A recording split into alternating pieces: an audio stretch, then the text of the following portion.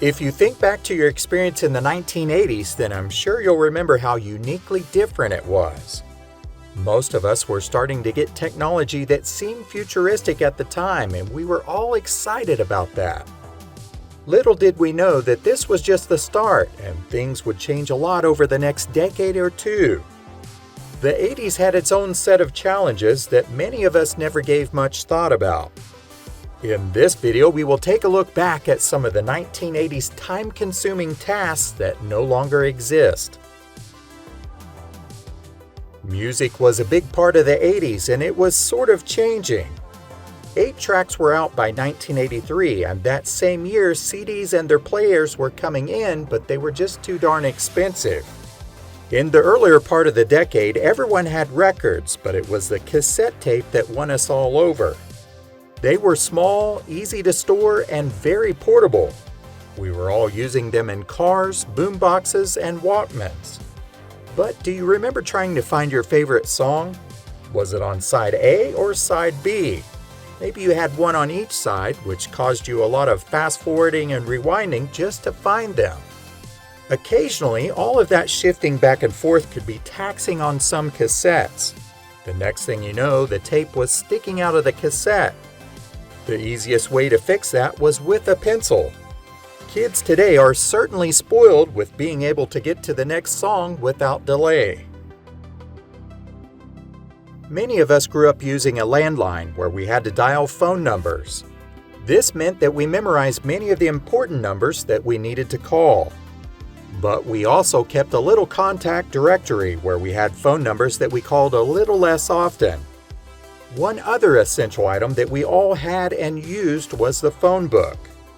No matter what you needed or who you needed to contact within your area, that information was going to be listed.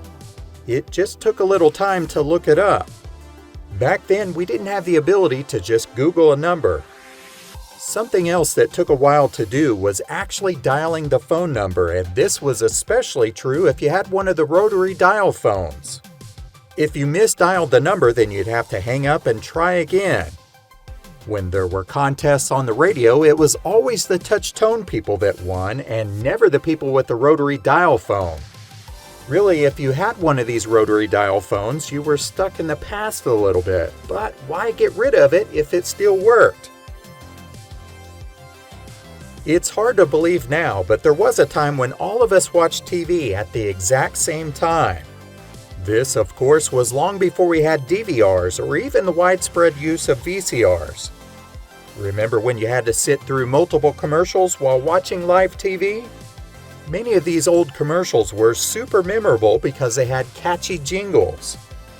But really, these commercial breaks were only good for one thing, and that was racing to the bathroom before your show came back on.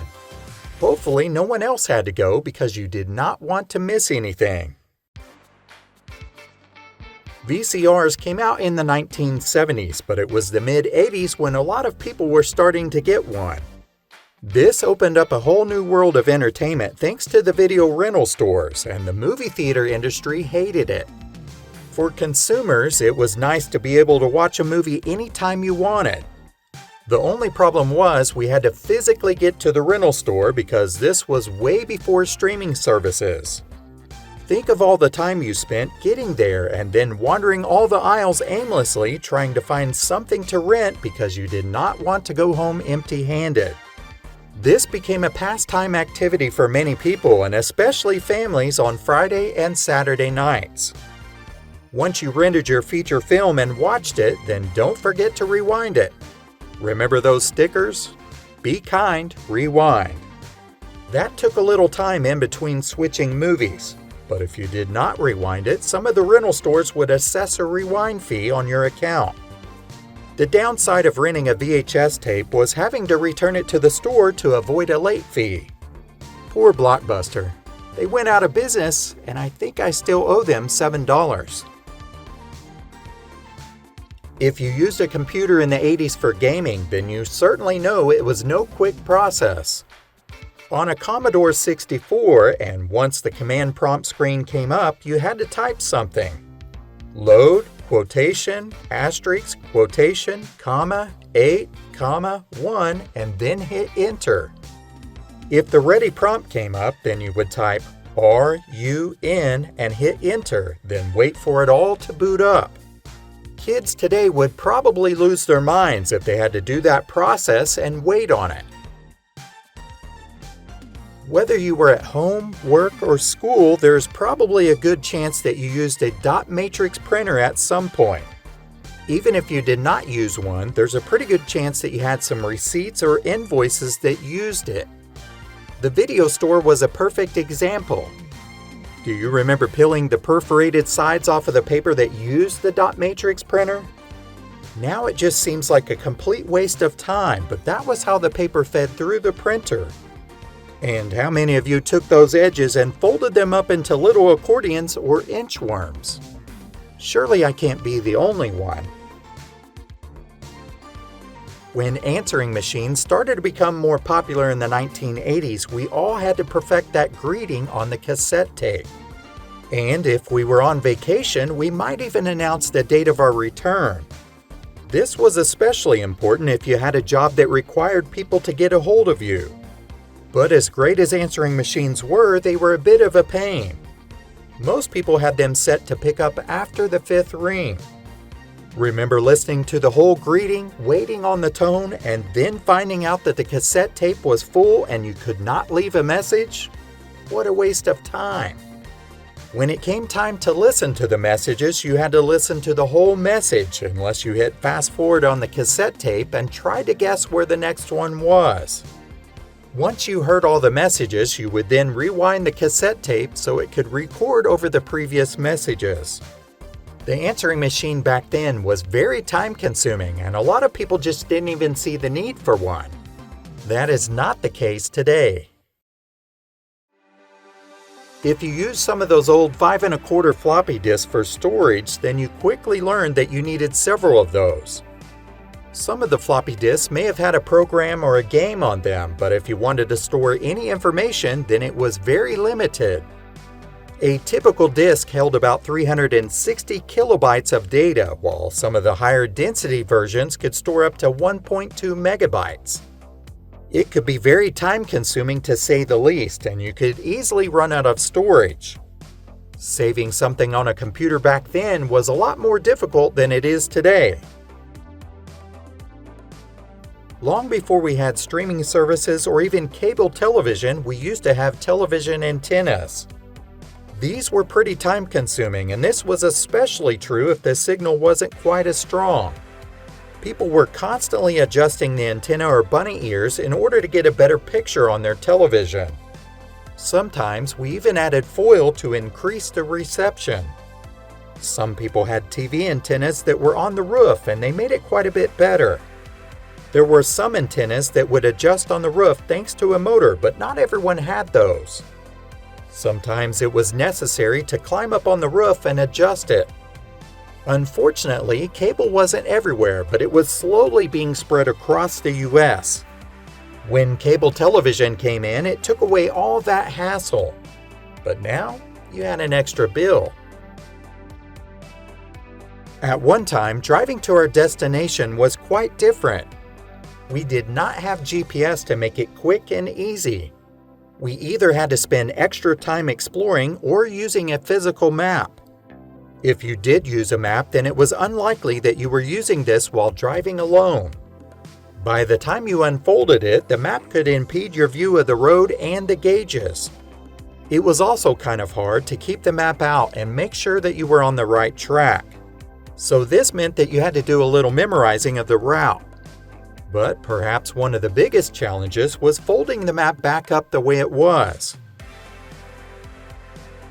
Think back on how much physical media has changed. Maybe you started out on the beta cassette route and then converted to VHS cassettes.